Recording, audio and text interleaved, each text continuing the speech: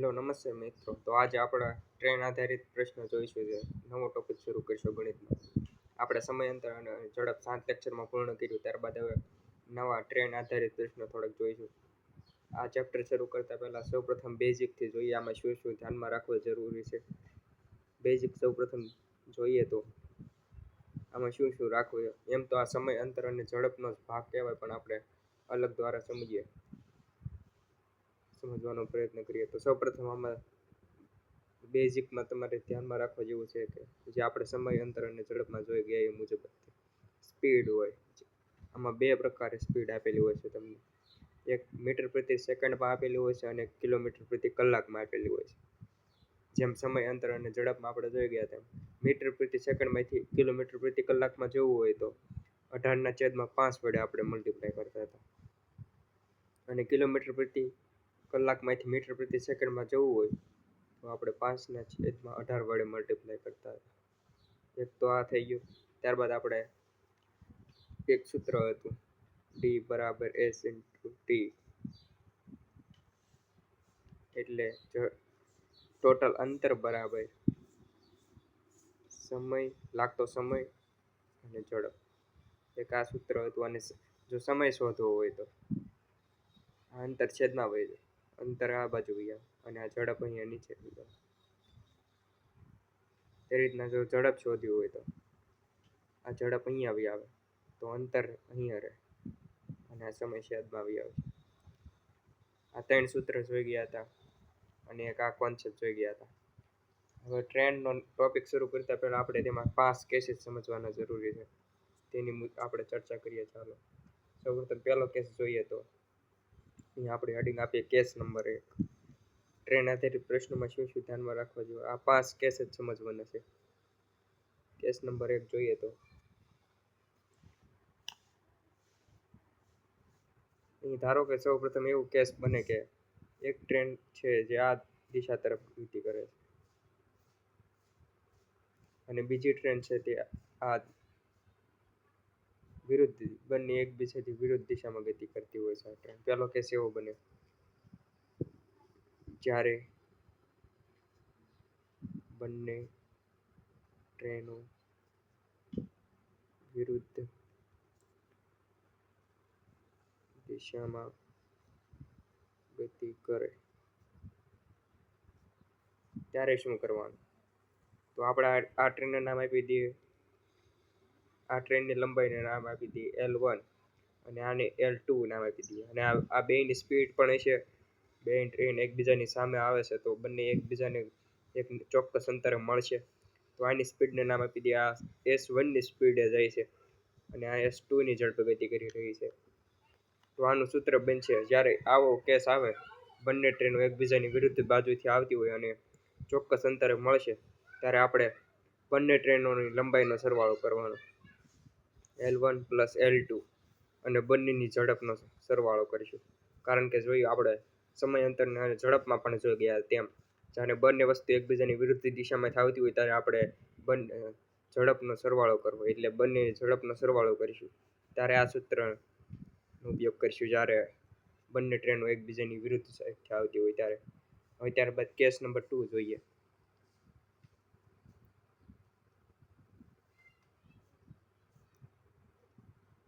Case number 2 માં જોઈએ તો એક ટ્રેન આ બાજુથી આવતી હોય છે. બંને ટ્રેન એક જ દિશામાં જતી હોય જ્યારે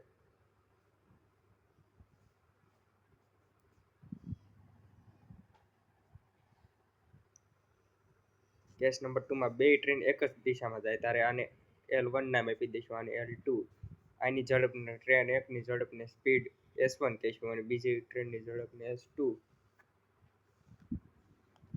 ત્યારબાદ આમાં આપણે જોઈ ગયા તેમ સમય અંતરની ઝડપમાં પણ આપણે જોઈ ગયા જ્યારે બંને વસ્તુ એક દિશામાં ગતિ કરતી હોય અથવા ટ્રેન વસ્તુ કે ગમે તે વાહન હોય ત્યારે આપણે ઝડપની બાદબાકી કરવાની એક જ દિશામાં ગતિ કરતી હોય તો અહીં લંબાઈનો તો સરવાળો જ કરવો, પણ બંને ટ્રેનની લંબાઈનો સરવાળો થશે પણ અહીંમાંથી ઝડપ બાદ કરવી પડશે.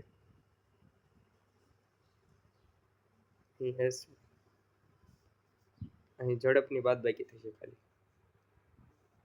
કે સૂત્ર સેમ જ છે. ત્યારબાદ જોઈએ કેસ નંબર 3.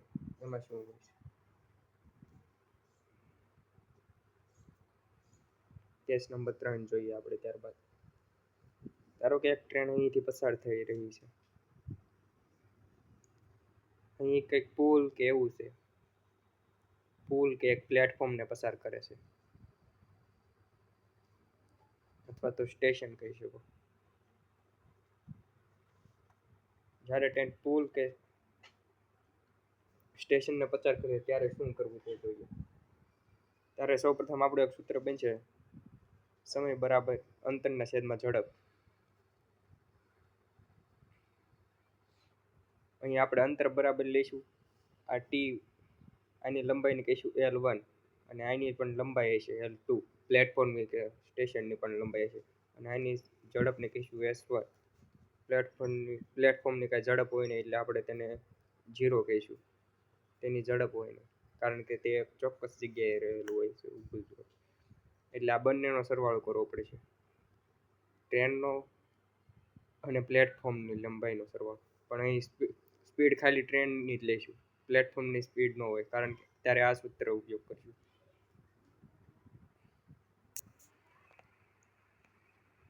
ત્યારબાદ હવે કેસ નંબર 4 જોઈએ. ધારો કે એક ટ્રેન છે, તે એક સામે રહેલા માણસ થાંભલાને પસાર કરે છે. માણસ થાંભલો કે કોઈ પણ ઝાડ હોય કે વૃક્ષ એને પસાર કરે ત્યારે શું કરવાનું, ત્યારે કઈ સૂત્રનો ઉપયોગ કરવાનો. તો આ ટ્રેનની તો લંબાઈ પણ છે અને એની ઝડપ પણ છે, પણ અહીં માણસની પણ લંબાઈ પણ નથી હોતી અને ઝડપ પણ નથી હોતી. માણસ થાંભલો કે વૃક્ષની લંબાઈ કે ઝડપ નથી હોતી. અહીં ફક્ત ટ્રેનની ઝડપ અને લંબાઈ અને ઝડપનો હોય છે. એટલે માટે ઉપર ટ્રેનની લંબાઈ કરશું,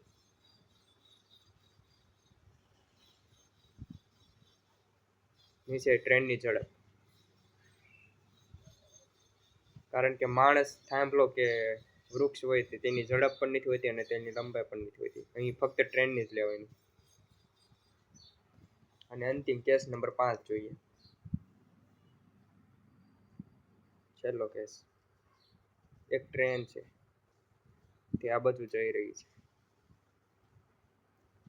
ત્યારે એની માણસ ચાલીને આવી રહ્યો છે.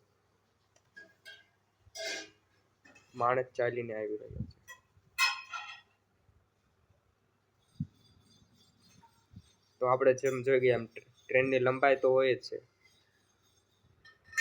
અને તેની ઝડપ પણ હોય છે. અહીં માણસની આપણે જેમ ઉપલા કેસમાં જોઈ ગયા માણસની લંબાઈ પણ નથી હોતી અને માણસ ઊભો હોય સ્થિર અવસ્થામાં તો એની લંબાઈ પણ નથી હોતી. અહીં લંબાઈ નહીં હોય માણસની, પણ અહીં ચાલીને આવે છે એટલે ચોક્કસ ઝડપ હશે તેની, એટલે ઝડપ આપણે લેવી પડશે, એની ગણવી પડશે, પણ લંબાઈ નહીં ગણવી. તો અહીં ઉપર ખાલી આવશે ટ્રેનની લંબાઈ. સૂત્ર આપણું બનશે એવું, ટ્રેનની લંબાઈ ટી બરાબર છેદમાં મળશે આપણને ઝડપ બંનેની લેવી પડશે. ટ્રેનની ઝડપ પ્લસ અને માઇનસ. જો આ દિશામાં વિરુદ્ધ દિશામાં આવતું હોય પ્લસ કરવાનું, અને જો બંને એક દિશા માણસને બે એક દિશામાં જતા હોય તો માઇનસ કરવાનું. એટલે પ્લસ અને માઇનસ બે લખ્યું છે. માઇનસ માણસની ઝડપ. તો આ મુજબ આપણા 5 કેસ બનશે. ફરી એક વખત જોઈ લઈએ 5 કેસ.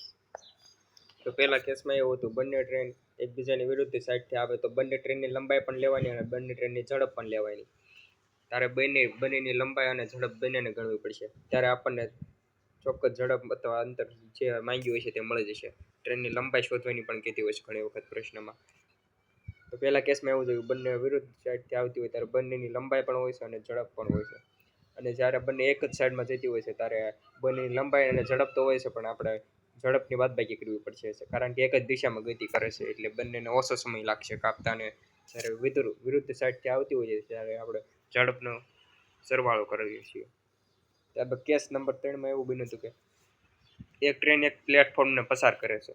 પ્લેટફોર્મ હોય કે સ્ટેશન હોય કે એક બ્રિજ હોય એટલે કે પુલ, એને પસાર કરે તો ટ્રેનની લંબાઈ હોય છે અને બ્રિજ, પ્લેટફોર્મ કે સ્ટેશનની પણ લંબાઈ હોય છે. એટલે લંબાઈ બંનેની લેવાની અને ઝડપ ખાલી ટ્રેનની જ લેવાની. એટલે ટ્રેનની લંબાઈ પ્લસ બ્રિજ પુલ કે સ્ટેશનની લંબાઈ છેદમાં ટ્રેનની ઝડપ, કારણ કે પ્લેટફોર્મની કંઈ ઝડપ નથી હોતી. ત્યારબાદ કેસ નંબર 4માં જોઈએ. કેસ નંબર 4માં જોઈએ તો કે એક ટ્રેન એક ઊભેલા માણસ, થાંભલો કે વૃક્ષને પસાર કરે ત્યારે શું કેસ બને? ત્યારે ફક્ત ટ્રેનની લંબાઈ અને ટ્રેનની ઝડપ લેવાની, કારણ કે માણસ, વૃક્ષ કે થાંભલો ઊભેલો હોય છે તેની કંઈ લંબાઈ નથી હોતી અને તેની ઝડપ પણ નથી હોતી. ત્યારે લંબાઈ બરાબર 0 અને ઝડપ પણ 0 ગણે. ત્યારબાદ એક ટ્રેન હોય છે, તેની સામેથી વ્યક્તિ ચાલ્યો આવતો હોય છે અથવા તો તે જ દિશામાં જો વ્યક્તિ ચાલીને જાય ત્યારે તેની ઝડપ હોય છે, પણ તેની માણસની લંબાઈ નથી હોતી. તો અહીં ટ્રેનની લંબાઈ છેદમાં ઝડપ બંનેની લેવાની. ટ્રેનની ઝડપ પ્લસ માણસની ઝડપ. જો વિરુદ્ધ દિશામાં જતા હોય તો પ્લસ કરવાનું છે, અને જો એક જ દિશામાં જાય તો માઇનસ કરવાનું. એટલે પ્લસ અને માઇનસ બે લખ્યા. તો આજના લેક્ચરમાં એટલું જ જોઈશું. એટલે કાલે આપણે આને થોડાક ક્વેશ્ચન્સ લાવશું.